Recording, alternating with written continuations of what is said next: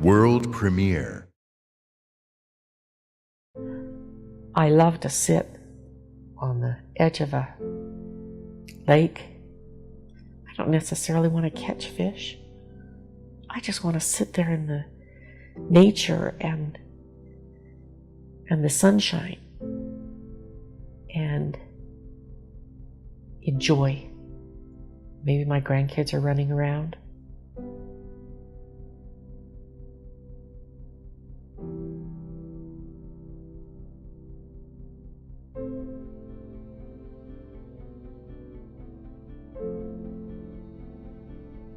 When we got to the parking structure at the hospital, I didn't want to get out.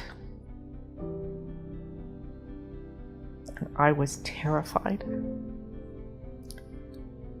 Like I say, I'm not afraid of a lot of things, but I am afraid of going into the hospital. And I broke down, and my husband comforted me, and we made the walked into the hospital. Got a phone call, I believe, that the mammogram turned out that they could see barely something on a mammogram. She goes every year for a mammogram, and years ago she had one that they asked her to come back into the hospital so they could do more extensive scans and stuff like that. It came up negative, and I kind of thought this would be the same thing. So we went out to the hospital for him to do scans, and they left me in a waiting room while they were scanning her, and then the doctor called me in, and I went in there, and he said that they were able to see something, and he used ultrasound to point it out to me, and he measured the diameter of it, and it was small.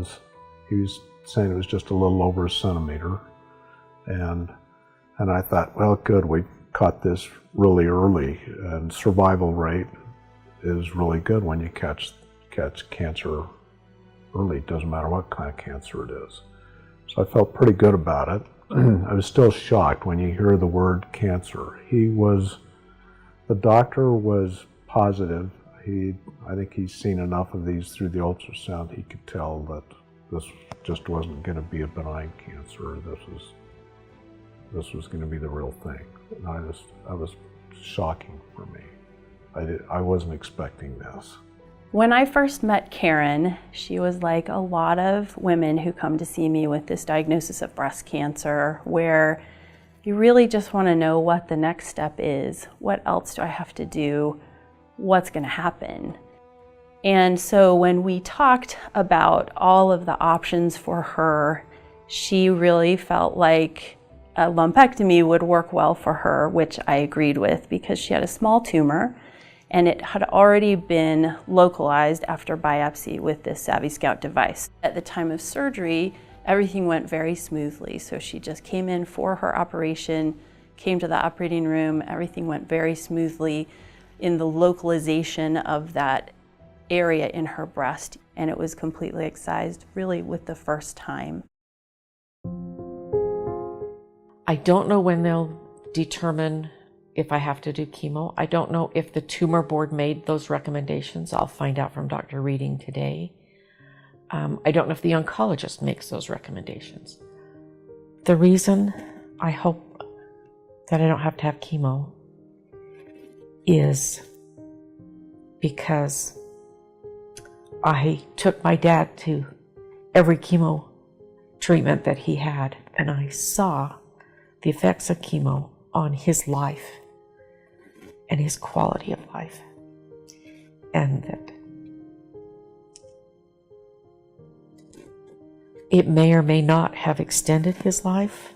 We'll never know, but every time he had a treatment, weeks afterwards were miserable for him. His quality of life was horrible. I hope if I have to have chemo that I can find the strength that he had to go through that.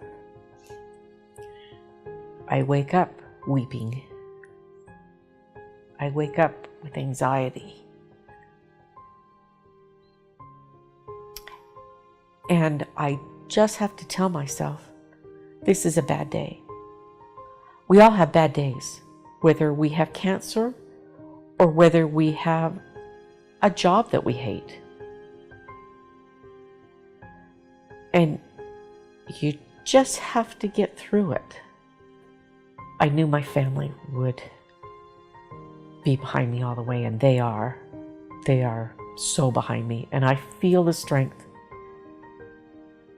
that they have. They have, my cute daughter, she put a sticker on my car that says, that's the breast cancer ribbon, and it says survivor. And I said, but I'm not a survivor yet. And she says, but you're gonna be. Knowing that they believe that helps me a lot. And I feel like I have to be a survivor for them. I want to be here. I want to be here for my kids, my grandkids, my husband. I want to be here to do all the things we've always done